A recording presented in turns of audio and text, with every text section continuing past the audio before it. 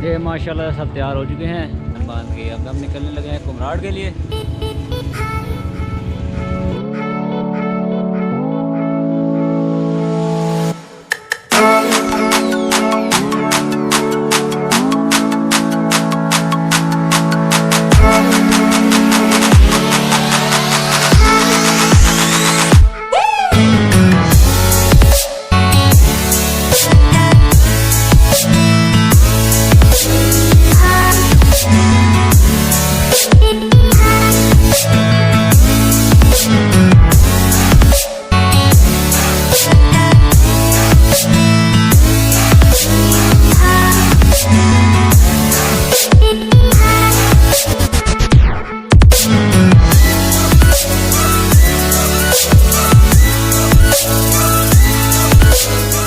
माशाअल्लाह नाज़रीन, हम काफ़ी ऊपर आ चुके हैं, लेकिन इशू ये हुआ है कि ये उसामा का 125 का चैन टूट चुका है।